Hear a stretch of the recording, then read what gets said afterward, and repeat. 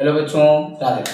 देखो, हम लोग यहाँ पे पढ़ने वाले हैं फिजिक्स का एक बहुत ही इंपॉर्टेंट टॉपिक जिसका नाम है कूलॉम्स लॉ। ये फिजिक्स 12th क्लास की फर्स्ट बुक का पहला टॉपिक, पहली प्रूविंग है जो हम लोगों को यहाँ पे करनी है बच्चों। तो कूलॉम्स लॉ क्या है, बहुत ही ज़्यादा इंपॉर्टेंट भी है, बहुत ही ज़्यादा इससे न्यूमेरिकल भी लगते हैं बच्चों। तो सबसे पहले हम लोग क्या करेंगे, हम आपको बताएं। यहाँ पर हम लोग दो चार्जेस बना लेते हैं। दो चार्जेस हमने यहाँ पे ड्रॉ कर लिए बच्चों।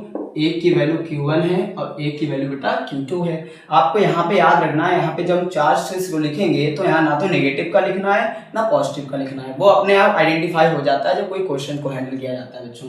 और इसमें आपका ये पॉइंट A है और इसका सेंटर पॉइंट बेटा B है। सेंटर से सेंटर की डिस्टेंस को नापा जाता है बच्चों। A से लेकर B की डिस्टेंस कितनी है बच्चों, स्मॉल r। और दोनों चार्जेस के बीच में लगने वाला जो फोर्स है वो क्या है बेटा, F। तो अगर इसकी प्रूविंग की जाती है तो ये लिखते हैं, ध्यान देना बच्चों, क्या लिखना पड़ता है, let us consider two small charges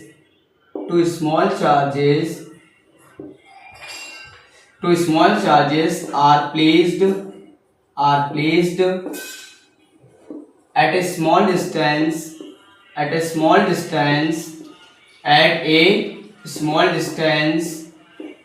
of small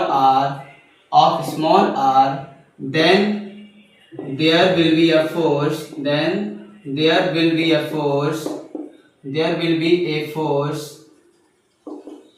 of electrostatic will be applied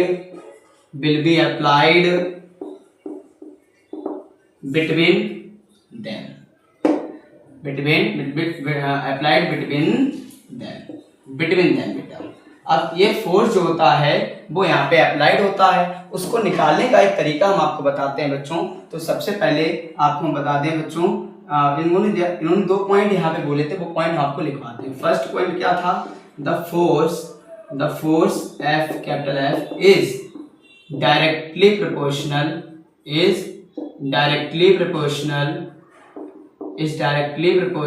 to the multiplication of two small charges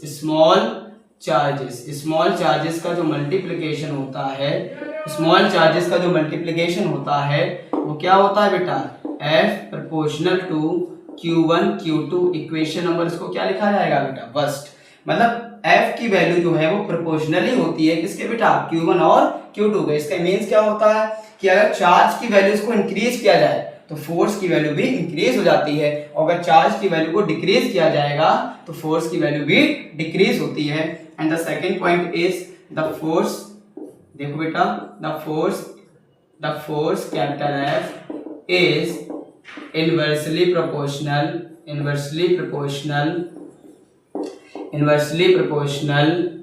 to the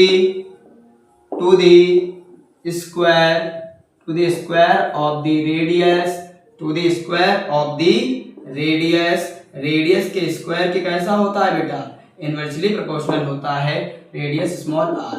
मतलब f लिखोगे और f प्रोपोर्शनल टू 1 में r स्क्वायर लिखोगे, क्योंकि जब 1 में लिखेंगे तभी तो ये इनवर्सली हो पाएगा, इसलिए f की वैल्यू को 1 में r स्क्वायर के प्रोपोर्शनल। इक्वेशन नंबर कितना हुआ बेटा, सेकंड हो गया।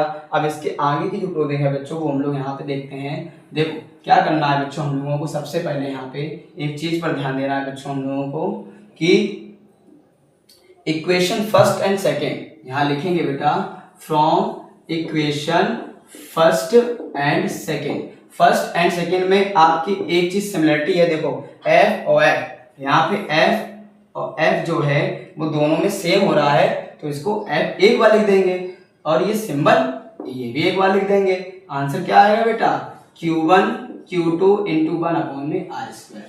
तो F proportional to Q1 Q2 में r स्क्वायर। जब इसको हटाते हैं तो इक्वल का सिंबल आता है और अपने साथ क्या लेकर आता है बेटा, कांस्टेंट लेकर आता है बच्चों।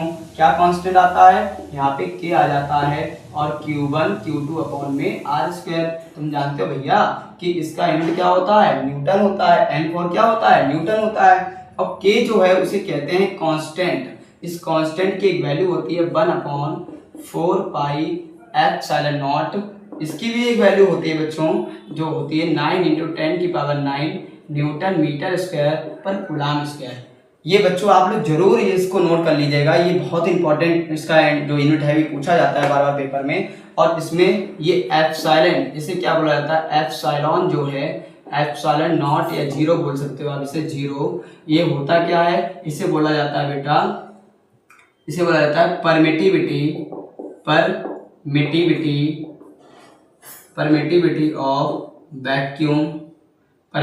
ऑफ वैक्यूम ऑफ, ठीक है, परमिटिविटी ऑफ द वैक्यूम होता है, वैक्यूम के लिए होती है, ठीक है, परमिटिविटी ऑफ द वैक्यूम। इसकी वैल्यू भी होती है बच्चों, वो वैल्यू क्या होती है, एप्सिलॉन नॉट की वैल्यू होती है 8.85 × 10⁻12 और होता है कूलाम स्क्वायर और न्यूटन मीटर स्क्वायर। ये इसकी वैल्यू को जरूर याद करना, ये पेपर में बहुत बार पूछी जा चुकी है, ये स्टार वाले पॉइंट्स हैं जिनको आपको जरूर लर्न करना है, ठीक है। ये था हमारा कूलाम्स लॉ जिसको हमें यहाँ पे पढ़ना था, तो ये पूरा प्रूविंग जो है आपको बहुत अच्छे से तैयार कर लेनी है बच्चों, 12th क्लास में ये जरूर आती है।